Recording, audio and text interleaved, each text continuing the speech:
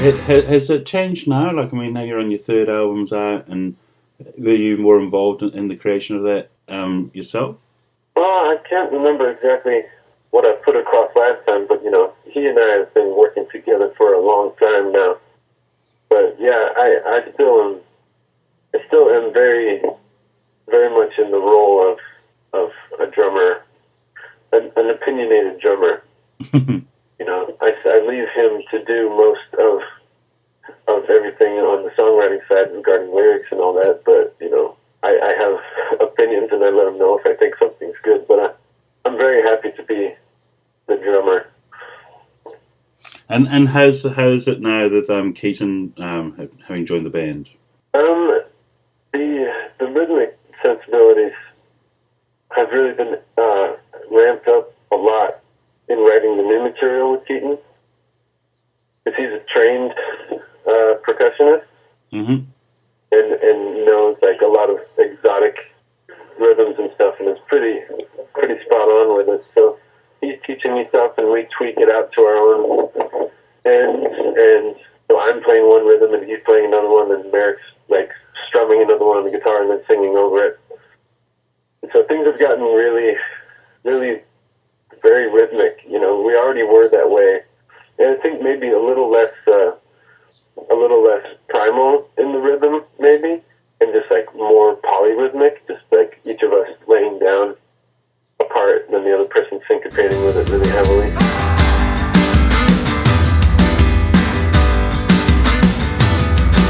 There's definitely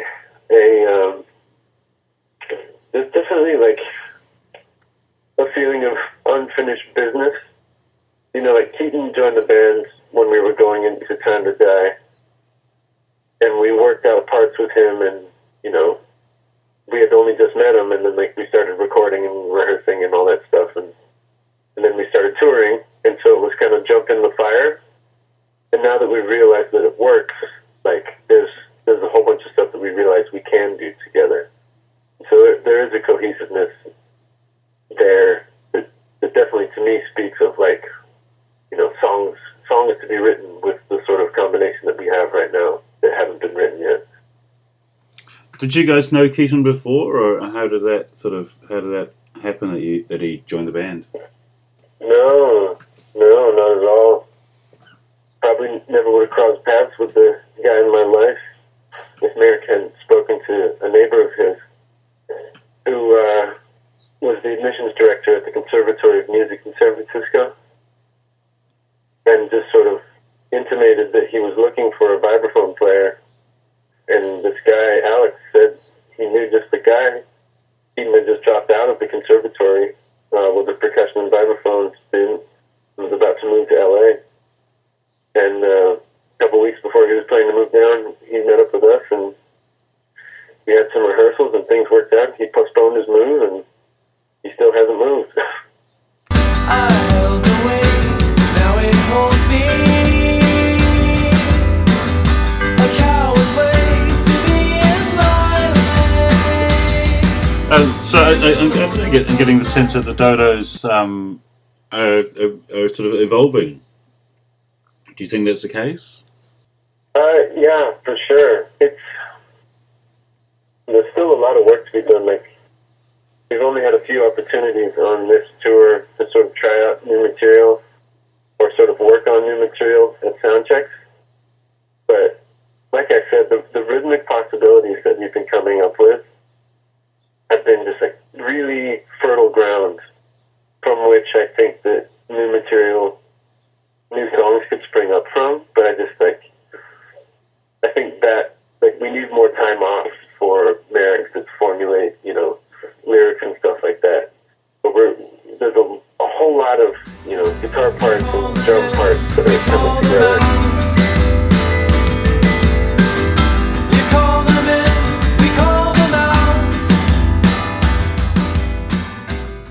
There's a rather fortunate inversion of the band's name being, named after an extinct animal. An inversion of our extinction? Yeah, sorry, just walking about. An inversion of the extinction. Sounds good.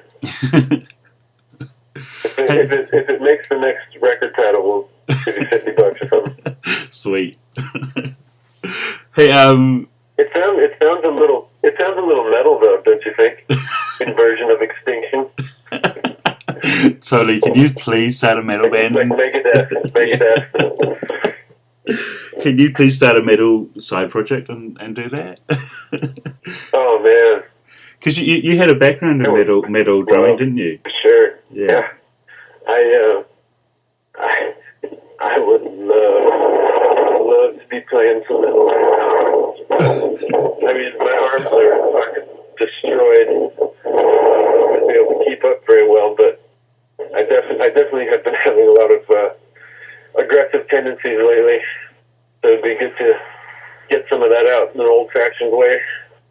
What's been causing your aggressive tendencies? Oh Lord, you're not charging $65 an hour, are you? Tell me about your parents. Yeah, totally. No, I mean, we're having a fantastic time out here, but I'm starting to lose it a bit, you know? Sort of wanting to get home, see my girlfriend, my family, things like that. Do you get some time off for the Been on holidays? tour and working the band a lot, and it's like it's a fucking amazing job, and we're having a wonderful time. But every once in a while, I just fucking want to go